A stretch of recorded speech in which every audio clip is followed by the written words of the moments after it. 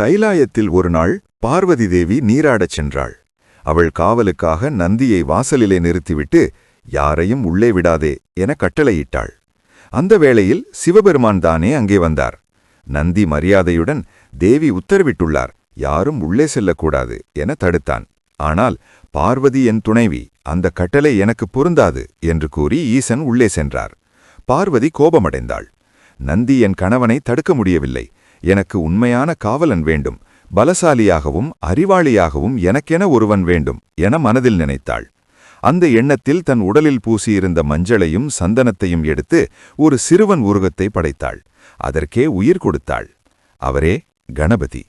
இனி காவலுக்காக நந்தியை அல்ல, கணபதியைத்தான் நிறுத்தினாள் பார்வதி. யாரையும் அனுமதிக்கக்கூடாது என கடுமையான உத்தரவளித்தாள். சில நேரம் கழித்து சிவபெருமான் மீண்டும் வந்தார். அவனோடு நந்தியும் பூதகணங்களும் இருந்தனர். ஆனால் வாசலில் நின்றிருந்த சிறுவன் கணபதி யாரையும் உள்ளே செல்லவிடவில்லை.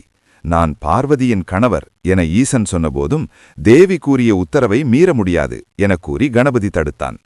பூதகணங்களோ சிறுவனை அங்கே இருந்து அகற்ற முயன்றனர். ஆனால் கணபதி வீரமுடன் சண்டை செய்து அவர்களை விரட்டினான். இதை கண்ட சிவபெருமான் கடும் சினம் கொண்டு தனது சூலாயுதத்தை எடுத்தார். ஒரே பாய்ச்சலில் கணபதியின் தலையை அறுத்தார். அந்த சப்தத்தை கேட்டு புறப்பட்டு வந்த பார்வதி துக்கத்தில் கண்ணீர் மல்கினார். ஈசனே, இந்த பிள்ளை நான் உருவாக்கியவன்தான், அவனை அநியாயமாக கொன்றுவிட்டீர்கள், உயிர் கொடுக்க வேண்டும் என்று வேண்டினார். அப்போது பிரம்மதேவன் ஆலோசனை கூறினார்.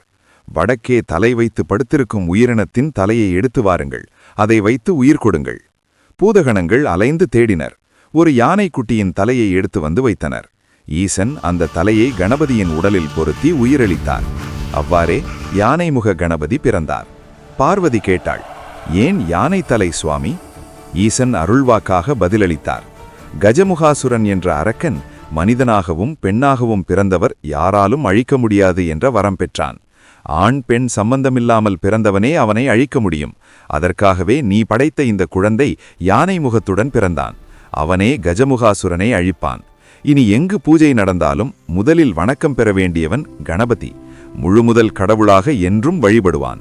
அதன்பின் உலகம் முழுவதும் முதலில் வணங்கப்படுபவர் யானைமுக கணபதியே. ஓம் கம் கணபதயே நமஹ. ஜெய கணேஷ ஜெய கணேஷ ஜெய கணேஷ தேவா. ஓம் கம் கணபதயே நமஹ.